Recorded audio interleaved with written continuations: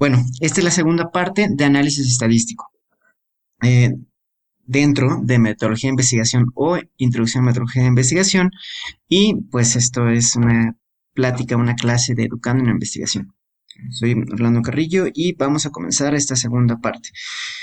Ya platicamos acerca de datos, acerca de las inferencias, un poco de diferencias de descripción de estos datos y acerca de la información que nos puede dar los datos. Así que el objetivo de esta segunda parte es conocer y aplicar lo básico en análisis estadístico, ¿sí? Para pues saber hacia dónde vamos con estos datos o cómo ya los podemos utilizar. Más adelante ya hablaré exactamente de cada una de estas formas para analizar los datos, ¿sí? De las pruebas de análisis de datos. Y habrá forma de explicarlo también de una manera muy desmenuzada para que sepan hacia dónde pueden utilizar si quieren relacionar o quieren asociar algo, dependiendo qué es lo que quieran hacer. Bueno, la agenda de la presentación son estas dos últimas, en las que quedamos la presentación previa, pruebas estadísticas más comunes y elección correcta de estas pruebas estadísticas. Una remembranza rápida acerca de lo que es la estadística descriptiva e inferencial estará en este video.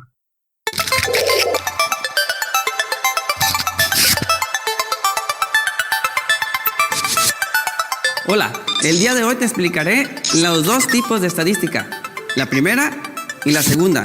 ¿Comprendiste? Bueno, vamos ahora sí en serio. La primera es la estadística descriptiva y la segunda se llama estadística inferencial. La primera, como su nombre lo dice, es descriptiva, por tanto, describe todos los datos o características de lo que se está estudiando o analizando. Y la inferencial es, como su nombre lo dice, la que infiere los datos. Por tanto, esa va a tratar de predecir cómo se van a presentar las cosas. Si los ubicamos por tiempos, en el pasado y en el presente se pueden describir, pero el futuro no se describe, el futuro se imagina. Y una imaginación es una inferencia. Por lo tanto, la estadística descriptiva se usa para el presente y el pasado y la inferencial se usa para el futuro.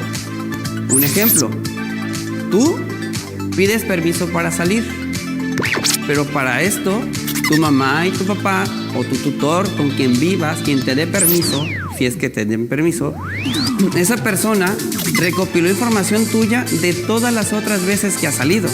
¿Con quién saliste? ¿A dónde fuiste? ¿Cuánto tardaste? ¿Si llegaste? ¿Si no llegaste? ¿Y si llegaste?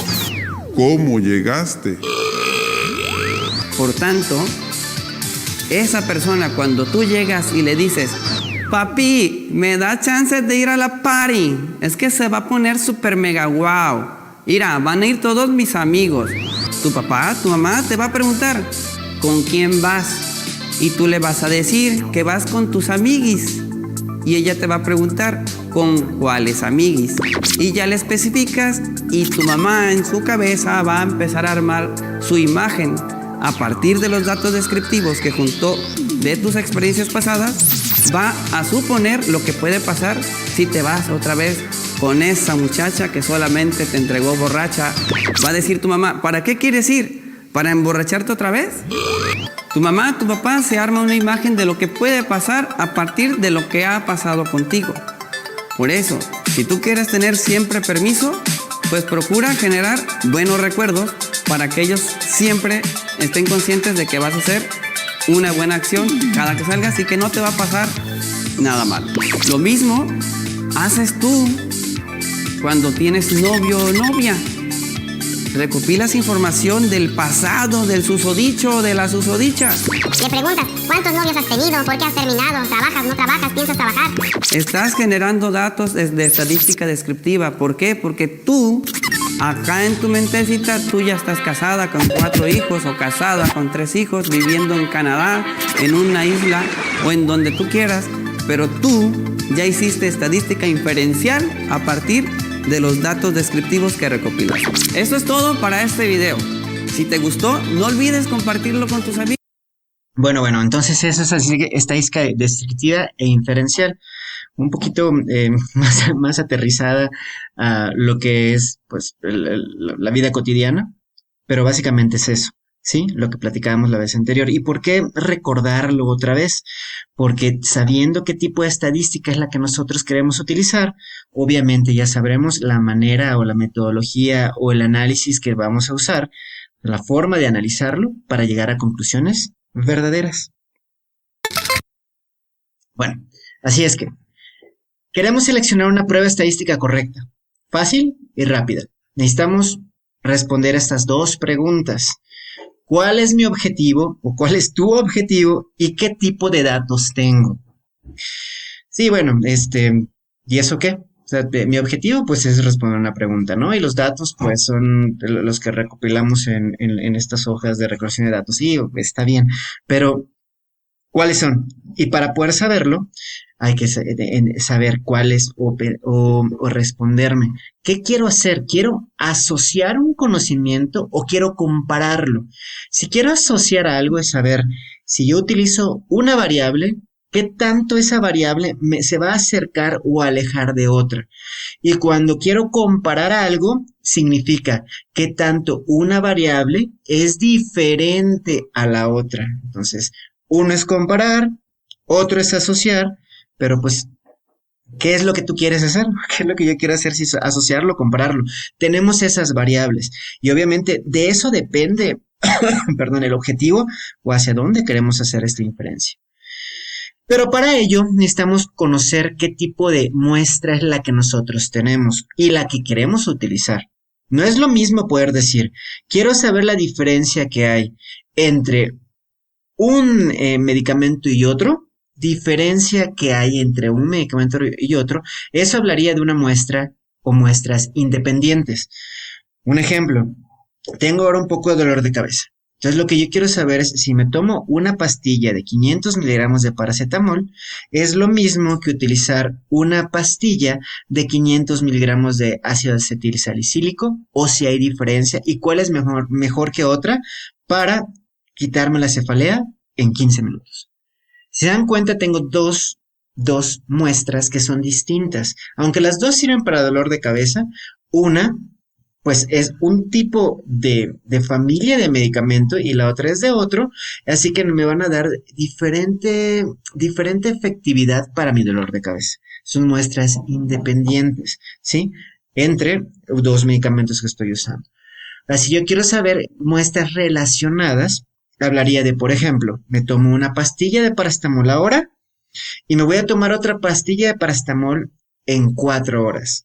Que pues dependiendo de la farmacocinética y la farmacodinámica del medicamento, yo sé en cuánto tiempo voy a estar tomando ese medicamento para que me dé el efecto necesario, o en teoría, por eso son estas pruebas. Relacionadas es, ya tomé la primera y me voy a ver en cuánto tiempo me hace efecto y después de la dosis en cuánto tiempo hace efecto a mí mismo con el mismo medicamento. Así como vemos en esta fotografía, puede ser con el paso del tiempo de un mismo medicamento. Se relaciona, ¿sí? Es mi mismo cuerpo, es el mismo medicamento y lo único que quiero ver aquí son la farmacocinética de ese medicamento y saber qué tanto funciona con una variable que es el tiempo, ¿sí? Entonces ahí es importante saber si las muestras son independientes o son relacionadas. Ese es el objetivo que yo estoy buscando. Y los tipos de datos que yo puedo obtener o que puedo tener desde antes de comenzar estas inferencias es cuáles variables quiero, cuáles son o cómo son mis variables y si cumplen supuestos estadísticos. Y ojo, aquí comienza, entre comillas, lo complejo, porque yo puedo decir, ya tengo mi estadística descriptiva, ¿sí? Mis estadísticas descriptivas son tales elementos y son tales porcentajes de elementos para tal cuestión. Y listo. Pero bien, ¿qué variables quiero usar y qué supuesto tengo? Esas son las dos preguntas de una inferencia, para poder llegar a inferencias de mis análisis o de mis datos descriptivos. Ahora, para simplificarlo de una manera rápida, ¿cuáles son las variables o cómo son mis variables? Las variables vamos a dividirlas y lo pueden encontrar en muchas variables si entran a un libro u otro libro o a a un PDF y van a encontrar que lo dividen de diferentes formas, pero creo que esas son más fáciles de entender. Lo podemos dividir en dos, las categóricas y las numéricas. Recuerden que finalmente vamos a convertir todo en números, pero eso es en cuanto a datos, pero las variables pueden ser o categóricas o numéricas. Las categóricas las podemos dividir en las nominales, como es el género, femenino o masculino, u ordinales, que tienen un orden, pero de todas maneras no es un número que valga como entero. Es decir, tiene un orden como nivel socioeconómico, es bajo, medio, alto, tipo de dolor, si es un dolor leve, moderado, severo, extremo, ¿sí? Son categorías de una variable. Y las numéricas que la podemos dividir en de intervalo, de razón o absolutas. Las de intervalo son, por ejemplo, temperatura. ¿Y a qué se refiere con temperatura? Que nunca van a llegar a un 0 o el 0 no vale. Uno puede decir, si temperatura es de 0 o abajo del 0, de todas maneras es un tipo de temperatura. -3, -4, -5 grados centígrados. Estoy hablando de un tipo de temperatura. No hablo de 0 como ausencia, ¿sí? Calificación de exámenes, podemos tener -3, por supuesto, en esos tipos de exámenes en donde si pones cierto y es cierto te da un punto, si pones no sé te da 0 puntos o no te quita puntos, si pones cierto y era falso te quita un punto, puedes tener -3 de calificación, es de intervalo. Pero la de razón es aquella que el 0 vale como ausencia. Si yo peso 0, es que no existo. No puedo pesar -1. No puedo medir -1. No puedo caminar -1, ¿sí? Ahí el 0 vale algo. Las absolutas simplemente es un número que debe estar ahí. O sea, que el 1 no tiene diferencia con el 2 en cuanto a un intervalo. Simple y sencillamente va aumentando por ser una categoría, ¿sí? Una categoría dentro del número, una categoría absoluta. Por ejemplo, el número de hijos por familia, cuántas personas tiene diabetes mellitus de tus familiares, cuántas cirugías se han hecho previamente. Simplemente son números, no me dicen nada más que ese número. Y listo. Conociendo ya las variables, este tipo de variables lo dejamos a un lado y ahora vamos a si los supuestos clásicos se cumplen o no. ¿Y para qué queremos saber si se cumplen o no estos supuestos clásicos? Para saber qué tipo de prueba vamos a utilizar, si las paramétricas, no paramétricas o las pruebas robustas.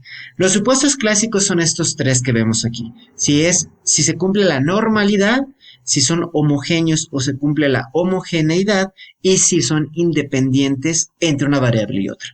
La normalidad significa si hay esta curva de normalidad que conocemos como campana de Gauss, o sea que las desviaciones estándar son muy parecidas entre una media o una mediana. Si se van hacia un lado y hacia otra, y más o menos es parecido. Siempre hay que recordar que para llegar a una normalidad, mientras más participantes tengamos, es más fácil llegar a esta normalidad, más se va haciendo normal una curva. Homogéneo es que podamos clasificar a todas estas personas en datos parecidos en cada uno de ellos. Acá vemos a bastantes personajes de diferentes colores y si queremos dejar homogéneo a estos personajes, pues en este caso se clasifican por colores, pero puedo dejarlo todavía más homogéneo si lo clasificamos solamente si son mujeres o si son hombres, o más homogéneo todavía si son mujeres de tal edad y más homogéneo todavía si son mujeres de tal edad y con ciertos supuestos como son ausencia de alguna enfermedad o que estén utilizando algún fármaco. ¿Ven? Mientras más homogéneo sea, más fácil es poder decir que algo que estamos usando funciona o no. Podemos inferirlo hacia el futuro. Y por último, la independencia. La independencia es estadística. O sea, la independencia para ello necesitamos utilizar pruebas estadísticas. ¿A qué se refiere? Acá tenemos una n en minúsculas y una n en mayúscula. Esta es la fórmula de independencia estadística. Y aquí nos referimos a NI, estamos hablando de todo el sujeto de la prueba de una población, y la J es todos los sujetos de la prueba en total, ¿sí? Por ejemplo, aquí vemos, NJ es todos los sujetos que encontramos en esta variable Y con la variable X, ¿sí? 5, 10, 15 es NJ de este pilar, ¿sí? De estos datos. Y NJ en total son, por ejemplo, estos 112 que habla de todos los datos que vemos aquí. La NI sería cada dato en particular. Bueno, lo que hace en estas pruebas de independencia es ver si cada una de estas pruebas se relaciona o no con el final de cada uno de estos, de estas vertientes, por así decirlo, ¿sí? Y al final, con todos los que nosotros estamos agrupando. Y esto se hace pues también se puede hacer a mano, pero es mucho más complejo. Se hace más con programas estadísticos, de tal manera que te dicen, la independencia es amplia, si es independiente realmente una variable versus otra conforme pase el tiempo o conforme los datos se van repitiendo. Así es que esos son los supuestos, si hay una normalidad o una curva de normalidad, si son homogéneos estos pacientes, están subclasificados y si es independiente una prueba versus la otra conforme pase el tiempo. Así vamos a elegir entre pruebas paramétricas, no paramétricas o robustas. Para que elijamos entre pruebas paramétricas que de hecho ya son muy conocidas como pruebas que funcionan mejor, ¿sí? Como son las pruebas estándar, necesitamos que se cumplan estos supuestos. Pero puede ser que no se cumplan completamente, ¿sí? Si tenemos los supuestos, pues bien, vamos a usar las paramétricas. ¿Por qué? ¿Y por qué vale la pena usarlas? Porque, bueno, se sabe que son las más específicas de todas. Y podemos usarla aun si la distribución se mueve un poquito de la normalidad. ¿Sí? Si no hay completamente una homocedasticidad, de todas maneras se puede utilizar. Sobre todo cuando tenemos un número de muestra mayor a 28 o para redondear mayor a 30. Generalmente aún así pueden ser válidas. Si falta un poco de homogeneidad en las varianzas que son las variaciones que hay entre cada una de estas variables, y no es muy grande esta diferencia, de todas maneras se puede incluir. ¿Y todo por qué? Porque nos va a dar un mayor poder estadístico. Pero ¿qué hacemos si no se cumplen estos supuestos? Si se cumplen los supuestos, ya está. Usamos pruebas paramétricas. Pero si no se cumplen, ¿qué tendríamos que hacer? 1. Lo que podríamos hacer y mucha gente hace, transformar los datos, ¿sí? ¿Y es válido? Sí es válido, solamente que hay que definir cómo se va a transformar y hay que especificarlo porque cuando nosotros vayamos a presentar esos datos, cuando se vaya a publicar un protocolo que estamos realizando, hay que publicarlo y hay que especificar qué es lo que nosotros hicimos para que estos datos se conviertan en normales para usar estas pruebas paramétricas. Otra es simplemente no utilizar estas pruebas y nos vamos a usar pruebas no paramétricas o utilizar pruebas robustas. Si decidimos no utilizar paramétricas y utilizamos pruebas no paramétricas, ¿cuáles son las ventajas de ellas?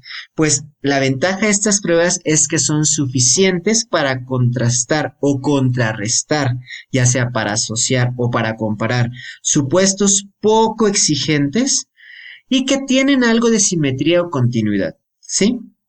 Obviamente, si vamos a intentar asociar 2, 3 o 4 datos solamente, ninguna prueba nos va a servir adecuadamente, ¿sí?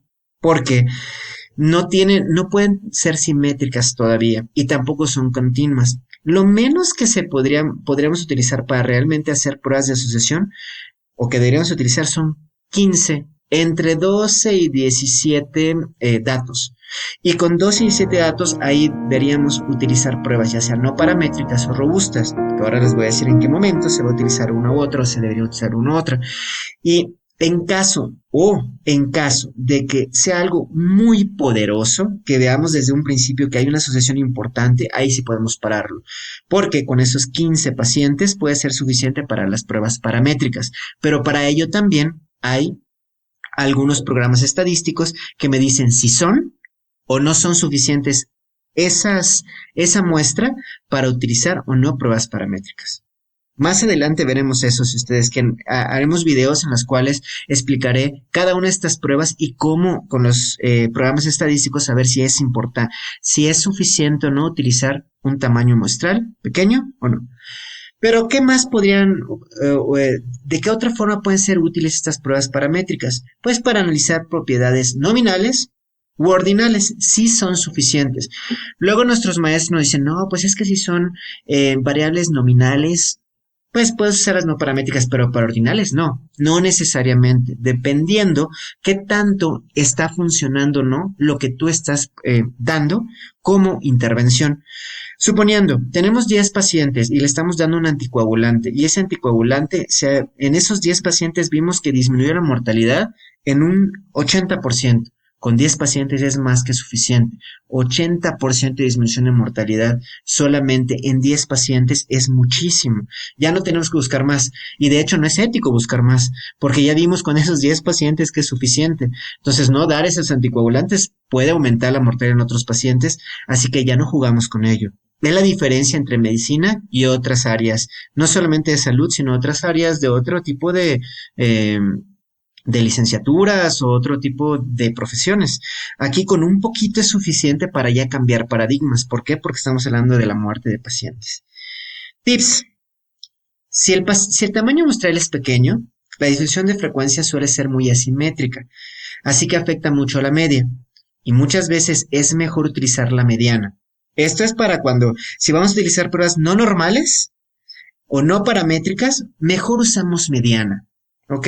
Más adelante podremos ver esto igual, pero la diferencia entre media y mediana no lo vamos a revisar en esta clase, pero solamente ténganlo en cuenta. Ya no usen media, sino usen mediana.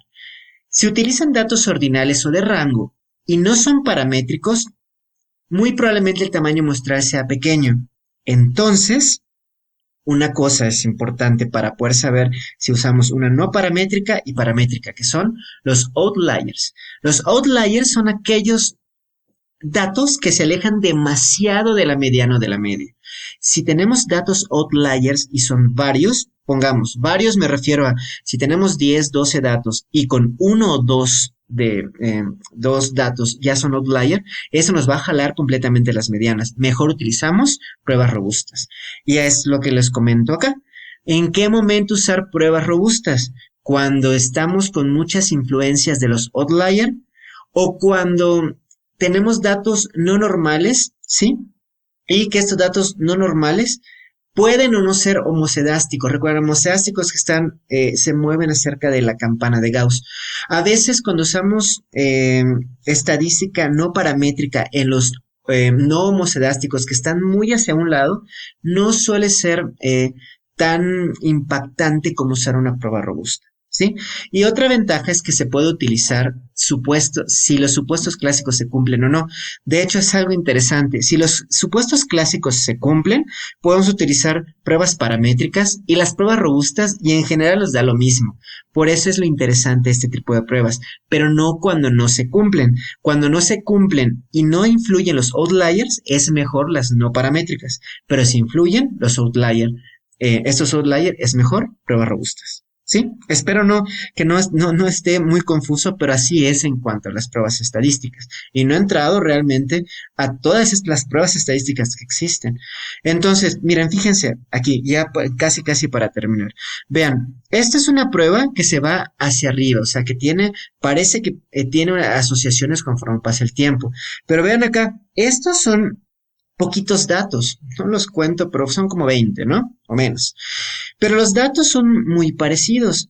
En este caso, con estos datos parecidos, vean, la media es de 13.8, ¿sí? Es una media de 13.8, no vamos a hablar de mediana y media ahora. De hecho, eso será también algo que analizaremos en una sola clase, la diferencia entre media y mediana y por qué en el análisis estadístico. Pero la media es de 13.8 cuando quitamos este puntito aquí que es el outlier. Pero cuando quitamos el 19 y metemos un 200 que es el outlier, fíjense hasta dónde se va la media, hasta 27.7. O sea, un dato nos cambia de una rango de media de 13 a 27, o sea, más del doble. Entonces, si nosotros hacemos el análisis estadístico de pruebas no paramétricas, o peor, de paramétricas en este tipo de datos, el de abajo que tenía un outlier hasta 200, entonces nos va a dar una no certeza, o no va a ser verídico lo que estamos usando. Y vean la diferencia entre utilizar una prueba no paramétrica y una prueba robusta. En la prueba robusta sí tenemos estas cejas y cajas en donde nos marca la media o mediana, los intervalos de confianza y los rangos, pero ya con los outliers fuera. Cuando vemos que sacan los outliers, generalmente son pruebas robustas que nos hablan de algo un poquito más verídico, ¿sí? Claro. Si nosotros lo sacamos y esos outliers no eran outliers, sino una parte de lo que sucede en este tipo de variables que estamos buscando, pues sí nos podría hablar de algo que no es completamente cierto, pero ya lo veríamos más adelante. ¿Cómo lo podríamos ver? Si tenemos dudas en lo que nos está diciendo este análisis, usamos paramétricos utilizando una muestra mayor, ¿sí? Y aquí vemos la diferencia entre una y otra. Vean, si utilizamos, solamente para tenerlo en cuenta, una paramétrica en este tipo de datos nos va a dar una t de student, que es paramétrica, nos da un valor de 0.221, o sea, no es estadísticamente significativo. No lo es. Si utilizamos un Van Windey, que es no paramétrico, el valor va a ser de 0.04. Estadísticamente significativo, sí, pero no en medicina, porque en medicina, para que sea estadísticamente significativo, debe ser menor a 0.01. ¿Por qué? Porque, entre comillas, jugamos con la vida de los pacientes. Así que, ojo, a veces decimos, es 0.05, menos de 0.05, está bien. No, en medicina no es estadísticamente significativo. Es menor a 0.01 cuando una intervención es estadísticamente significativo. Y si ven la prueba de Yuen, que es una prueba robusta, vean cuál es el p-valor. Es de 0.008. O sea, aquí sí es estadísticamente significativo para lo que ustedes quieran que estén midiendo entre una y otra. O sea, ¿hay diferencia? Muchísima. Por eso es que los análisis estadísticos pueden hablar de mentiras grandes si no sabemos cómo interpretarlos. Así que para concluir, no basta con tener datos, sino hay que saber analizarlos y hacerlo de una manera correcta. Los supuestos que hay que conocer para decidir la manera de analizar los datos es normalidad, homogeneidad e independencia. Y las tres pruebas estadísticas que utilizamos para realizar análisis estadísticos son las paramétricas, las no paramétricas y las robustas. No hay más. Más adelante les hablaré de una y otra y comparar una versus otra y versus otra, dependiendo de los datos que nosotros tengamos. Pero esto es introducción al análisis estadístico. Bueno, pues hasta aquí el día de hoy. Que les vaya muy bien y hasta la siguiente.